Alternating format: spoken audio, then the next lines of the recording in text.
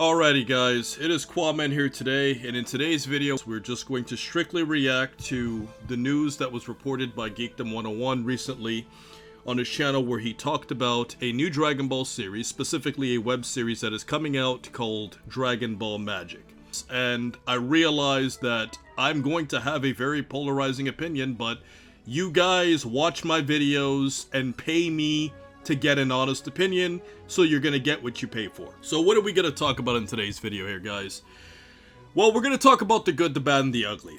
And this new series is called Dragon Ball Magic. If you want to get more detailed info on this anime, go to Geekdom's channel for more of a news analysis. I'm more so just giving you an honest reaction to it. And what I think we are right now in terms of time, guys, is I feel like we're kind of in that Dragon Ball Super sphere, where there was no real official Dragon Ball that had been released for years when Dragon Ball Super came out, outside of Battle of Gods, and then we had Yosun Goku and his friends return before that, but there was such a hiatus of Dragon Ball that took place that Dragon Ball fans were basically starving for anything. It's like, you know, you could have a person that has a preference for what they like to eat and drink, but if you sap away, you know, all of their resources, you'll see how quick they are to drink anything and to eat anything. And I feel like the Dragon Ball community, for a large part, felt like that when Dragon Ball Super came out. And we were watching Super with rose-tinted glasses,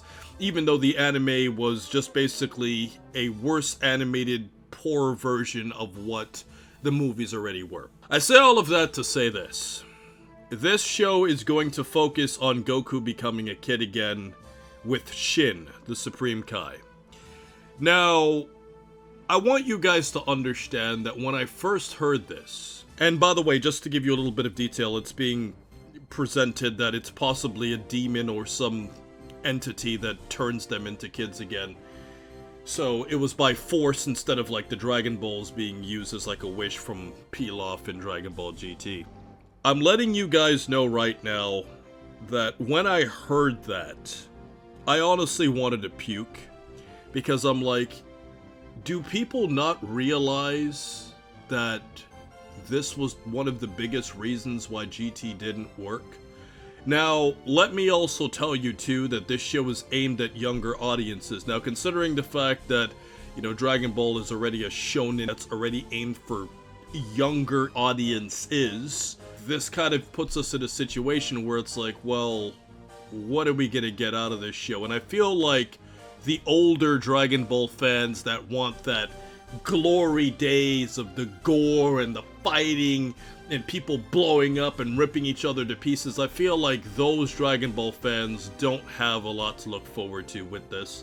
Now, Dragon Ball, you know, enthusiasts will consume anything, and I'm going to watch it, and if it's great, and I'm going to give my honest opinion. But I do feel like because it's aimed for even younger audiences, considering the fact that Dragon Ball Super was already softened up compared to what we had in Z and even in GT and Dragon Ball, it's like, well, how soft can the Charmin tissue actually get? I mean, I'm just gonna be completely honest with you guys, like, Super was already a lot softer than what we saw in Z, so it's kind of like those of us who want those glory days are just not going to be happy with this, you know? And I'm also going to be brutally honest here too, guys. I'm just going to say it. You know what? I've already talked this long. Who gives a shit about the Supreme Kai?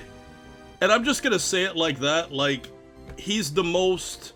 I gotta watch how I say this, because I can't go too far. I think already saying the S word was already strong enough, but he's already one of the weakest, most disrespected characters in the series. He's never done anything that you would look at in the show and like, wow, this guy's worthy of respect. From his entrance into the series, none of the Saiyans showed him any respect, even though he was a divine being. Nobody ever cared about what he had to say. In every situation, he's always begging for help, even though he's a god. He's a character that is written in a way that nobody's ever cared about him. He's always being protected by others.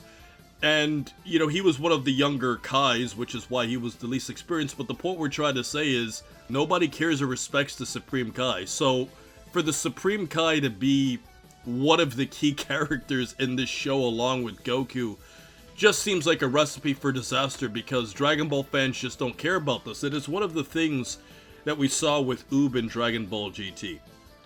You know, the thing with Oob is that Oob is a character that we just never had any attachment to. He's a reincarnation of Boo, but he was introduced at the end of the series and Goku just goes and flies off with this random kid.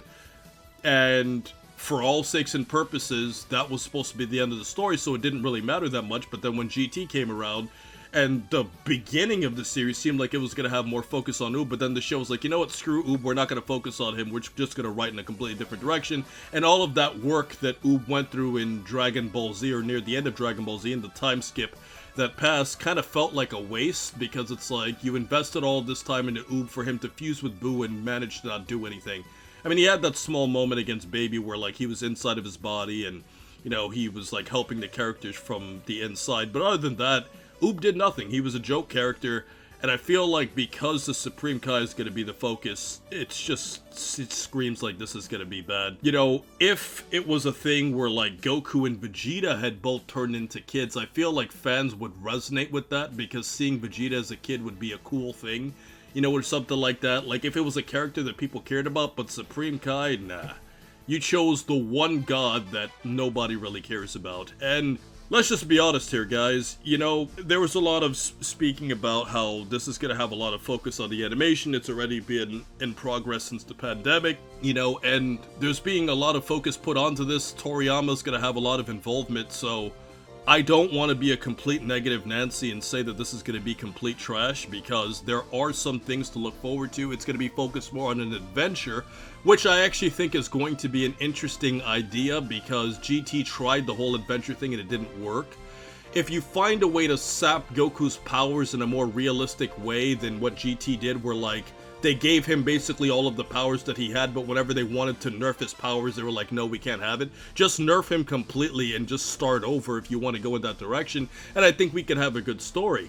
You know, but ultimately, though, I feel like you're going to have the canon tards in the comment section who believe in everything Dragon Ball canon, and if it's not Dragon Ball canon, they don't care, and I feel like the canon tards are not going to be happy with this, because Toriyama's going to be involved, but it's not really going to be connected to the story that we're already familiar with. So as a result of this, you know, I feel like that's another reason why Dragon Ball fans aren't going to be interested.